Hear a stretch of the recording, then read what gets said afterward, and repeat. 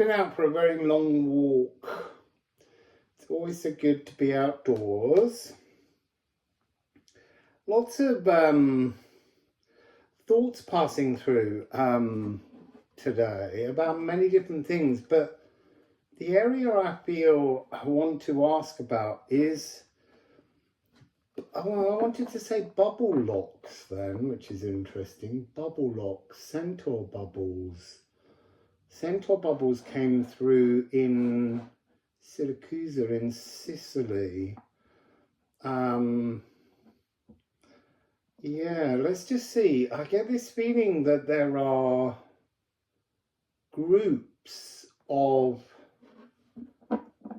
mystical, magical light beings locked inside bubbles. Let's just shuffle the deck and see what we get. I'm going to start with the Liffruma Healing Oracle deck. If you like this deck, you can purchase it at liffruma.com. And if you like my readings, you can send me some lovely gifts and donations. The links to where you can send me your lovely gifts is in the description box below. So, centaur bubbles, bubble locks, the invisible ones, the elementals. What do we have? So there's an energy of impatience, but patience are so weird. Like we've got all the time in the world to be let free, to burst out. We've got all the time in the world. And yet, could you do it quickly? So,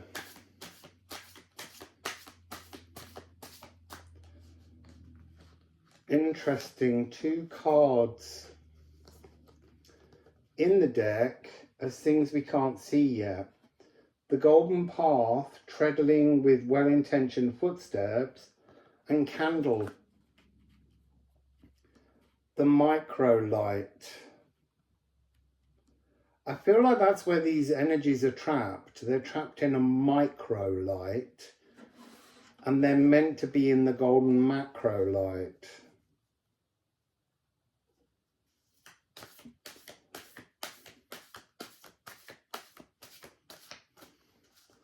What can you tell us? There's like half a journey. Having travelled, having travelled to places, setting up civilizations, and then that being literally just blocked, broken, stopped.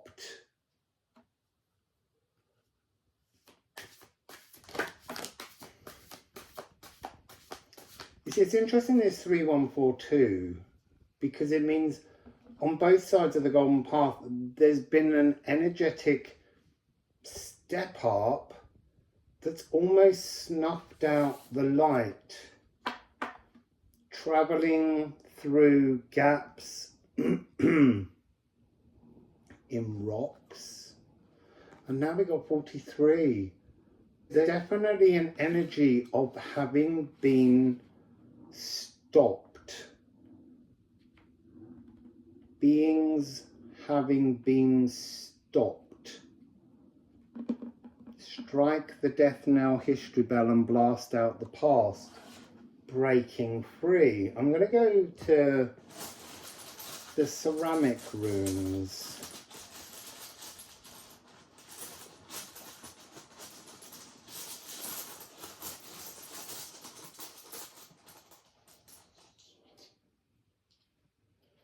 Purge, Dej. See, that's interesting. It's on treadle, and it's almost like the centaur bubble forced them into the unlit world, forced them out of the light, forced them out of the freedom, 46 here. This is Was.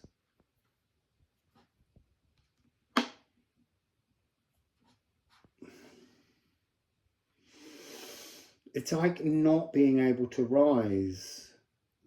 A key is needed. A key is required to unlock the bubble that these light beings are in. But the key, the door, it's like a prison. The door, the key is on the other side.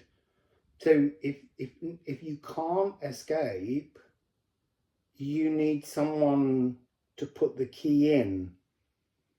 And the key, some of you were sent to open the door. So here we have 64, which is Wakened. This is the natural world watching you, but it's feeling very much like, I was going to say earth elementals, a tribe watching you. Willing you and willer is not what that means, but there is something about the and willing for you to understand how to pop the bubble, holding them fast.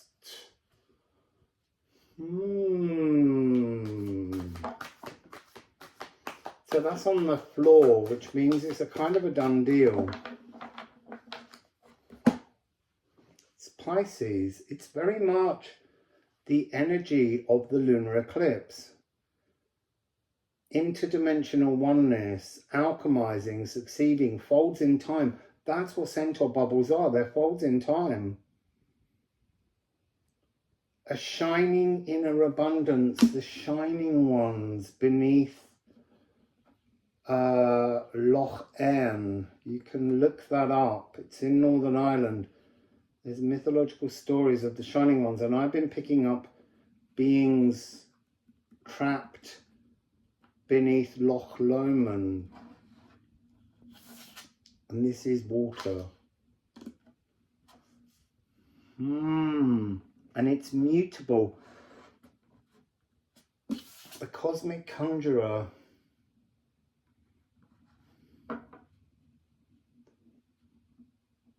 You see, pulling dreams from the astral to here, it's almost like they are in an astral cell.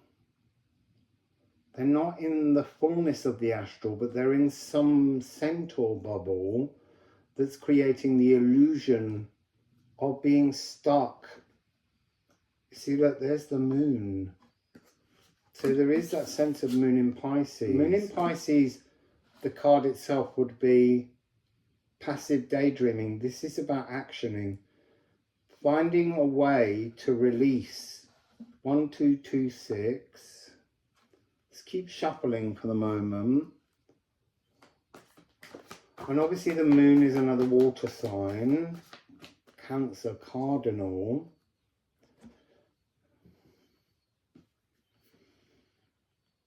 So here, interestingly, we have conjunction and Pluto. I feel like there's something here about this transformative energy. Pluto moves into Aquarius, which although is fixed air, it's when water pours. So it's almost like that's the release moment. So 19th of November, 1911. So I've been seeing a lot of 111, and that's in there with the 9 being divine. Today when walking, 111, I kept running into 111. But there's something about there being different mathematical codings for all of this.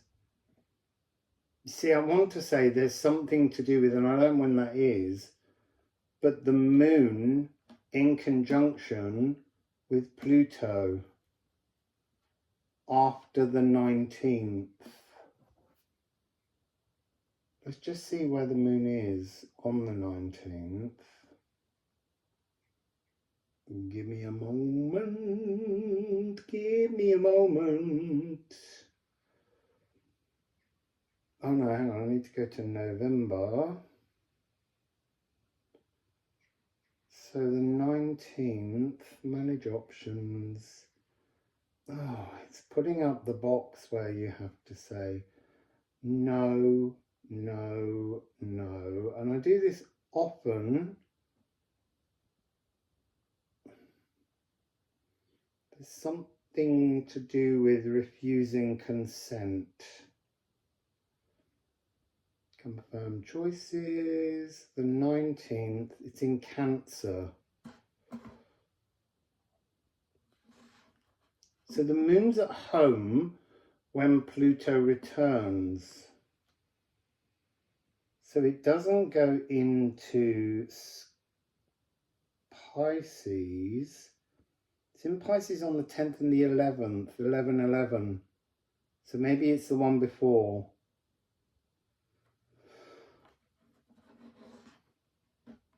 There's something about magic from the soles of your feet.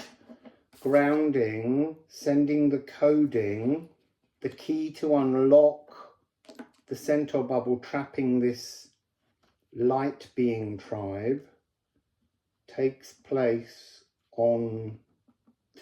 through your feet. Sorry, I was just thinking of the 11th of the 11th. But it feels more likely that it's something that has to be done more than once. 2 locks to 1 door. Candle and Condrel, Hod and Baldur, the macro, the micro, 2 locks on 1 door. Hod being the darkness, the lunar eclipse. Baldur being the sun, the light, the solar eclipse. So there's some kind of preparation takes place now, maybe the coding or the understanding, and then on the 11th of the 11th, and then on the 19th maybe, I don't know, something about transforming those frequencies, unlocking, locking from one side, and then the second time you're almost holding the lock open as a code for them to turn the other key and pop the bubble. Excuse me, it must be the truth because I burped. You see, and they're saying winter is summer. If we can just get out of this, our winter is summer, but your winter will become summer. I don't mean it's going to be really hot. I just mean there's something very bounteous about freeing them. They feel like they're a galactic tribe that you're connected to. If this makes no sense to you, just stop listening. It will make perfect sense to certain people who will suddenly go, that's exactly why I'm here. Personal Yggdrasil tree. Oh, look. 2626. So I want to say colloidal silver. Hermetical fusions.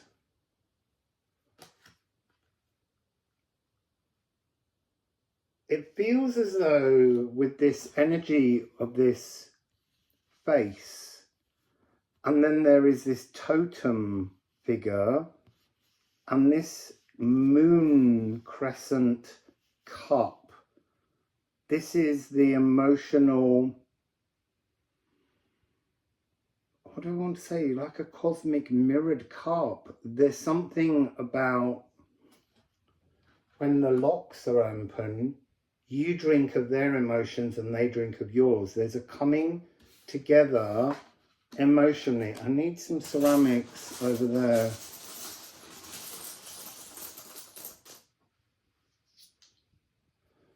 Candle again. So 42. You are the...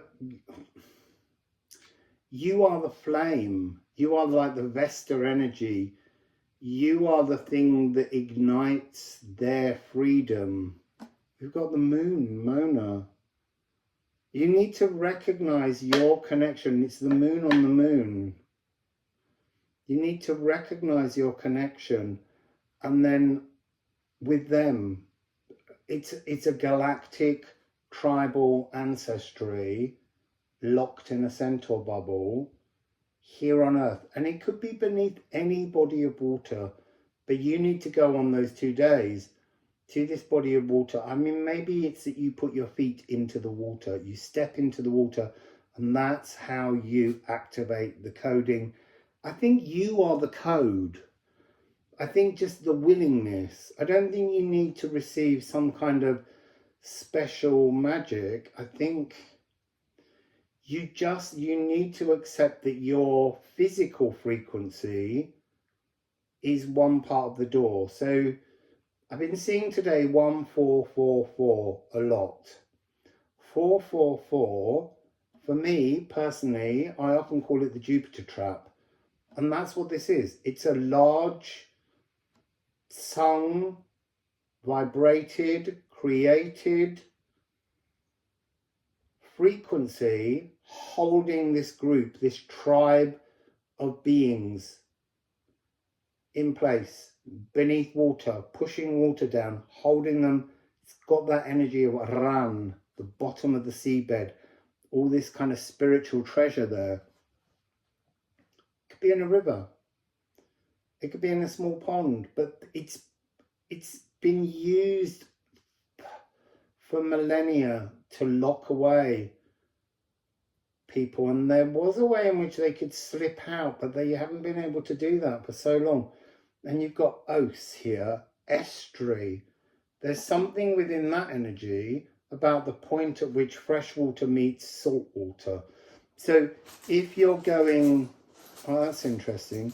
If you are drawn to release them from the sea, you need to take a cup that you put your loving intentions in, to turn that pure water into a key and pour that pure water into,